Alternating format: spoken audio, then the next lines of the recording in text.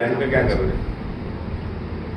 अभी मेरे ख्याल से आज का जो हम लोग भी आपकी तरीके से पॉजिटिव काम करने की कोशिश कर रहे हैं, बिल्कुल सबको साथ में लेके काम करने की। सर आपकी जिला परिषद की बंदर आहे इथपर्यंत इथं आमच्या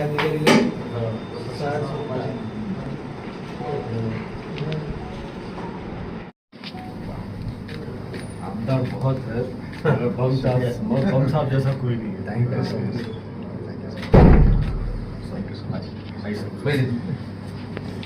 का मुद्दा उठा है कि वह मुख्यालय तो रहने आवश्यक है, इसके बारे में क्या कहेंगे सर? नहीं, सारे शिक्षकों को मुख्यालय रहना मतलब क्या? क्वालिटी एजुकेशन देना। एजुकेशन क्वालिटी से देने के लिए उनको गांव में रहना मस्ट है। वो इसलिए है कि देखो, मैंने पूरे रिपोर्ट्स लिए अभी अपने जिले के लिए और मेरे कॉन्स्टिट्यूंसी के भी लिए। जैसा मेरे पास में अप्रोक्सीमेटली 200 गांव है, तो हर गांव में समझो एक गांव में 500 स्टूडेंट है। 500 में से 300 स्टूडेंट ऐसे हैं जिनको कुछ आता नहीं, वो खुद उनका रिपोर्ट है शिक्षण विभाग का। उनको क्वालिटी एजुकेशन देने के लिए या फिर मिनिमम जो चीजें स्टूडेंट को आना चाहिए उसके लिए उनको एक्स्ट्रा क्लासेस लेने का प्रावधान है, कायदा है। वो चले जाते घर पे, मतलब घर पे मतलब कहा जाता है शहर में अप डाउन करते, तो फिर कहाँ से वो बच्चों को पढ़ाएंगे? और जब कायदा है कि नौकरी को लगने के बाद अपने को हेडक्वार्टर नहीं छोड़ना है वरिष्ठों की परवानगी लिए बगैर, वो मुद्दा मैंने बोला। कल सीओ मैडम ने उस पर कार्यवाही शुरू की। अब हमने एक ऐसा ऐप डेवलप किया है, शिक्षक, ग्राम सेवक, तलाठी, जो तुम्हारे कृषि सहायक, तहसीलदार, नायब तहसीलदार, सभी अपने अपना इलाका उन्होंने छोड़ा कि हमारे डैशबोर्ड पे पता चलेगा, हम उन पे एक्शन प्रपोज करेंगे। सर महानगरपालिकेच्या शिक्षकाबद्दल काय बोलणं झालं आयुक्तांशी?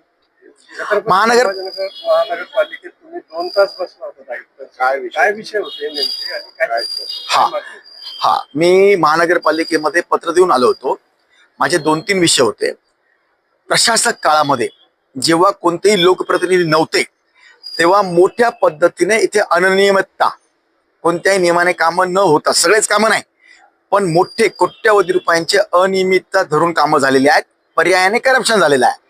त्या बाबतीत मी सातत्याने पत्रव्यवहार करत होतो। मागेही मी त्याकरता मीटिंग घेतली होती, त्याच्यावर काय काय ऍक्शन झाल्या, त्याच्यावर ऍक्शन घेण्याकरता मी पत्रव्यवहार केले होते। ते झाले नाही ज्या प्रमाणात व्हायला पाहिजे, म्हणून मी आलो होतो। आजही सन्माननीय आयुक्त साहेबांच्या समोर जितके अधिकारी बसलेले होते त्यांची कोणतीही तयारी नव्हती। ज्या गोष्टी मी त्यांना 1.5-2 तास विचारल्या त्यांच्याकडे अधुरी माहिती होती, आणि म्हणून कमिशनर साहेबांनी मला सांगितलं की मी सर्व पूर्व तयारी करून तुम्हाला मी कळवतो, नंतर माझी ती तारीख घेऊन पुन्हा माझी बैठक इथे होणार आहे। 1, 2 आणि 3 नेमकं काय? 1, 2 आणि 3 काय उपयुक्त विषय का?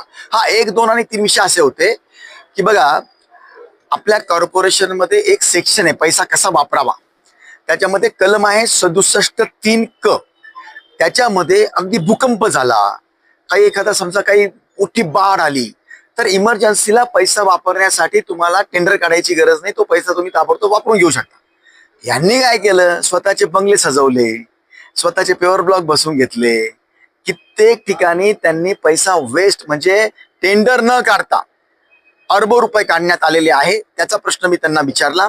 सन्माननीय कमिशनर साहेबाला असं वाटलं होतं की ते फक्त ड्रेनेज करता वापरले, पण त्यांना जेव्हा मी डिटेल्स सगळ्या दाखवल्या, त्या फक्त ड्रेनेज करता नाही, त्यांनी त्यांचे बंगले सजवलेत, अधिकाऱ्यांचे बंगले सजवलेत। इतकंच नाही तर वेगवेगळ्या ठिकाणी जे पैसे त्यांनी वापरलेत ते कोणतेही 1 महिना 1.5 महिन्याचे टेंडर काढून करू शकत होते। जेव्हा त्यांनी मंजुरी दिल्या त्याच्या 4-4 महिन्यानंतर त्यांनी कामं केले, म्हणजे विदाऊट टेंडर केले। हा करप्शनचा भाग आहे, FIR चा भाग आहे।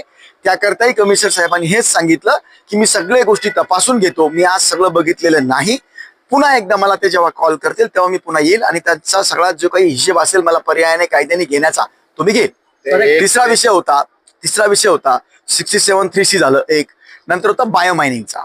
बायोमायनिंग मध्ये झालेलं असं आहे की टेंडर भरलं वेगळ्या नावाने, टेंडर दिलं दुसऱ्याला, पैसे घेतोय अजून ज्यांनी दुसऱ्या नावाची वर्क ऑर्डर घेतली त्यांनी। असा फार मोठा घोळ त्याच्यामध्ये झालेला आहे।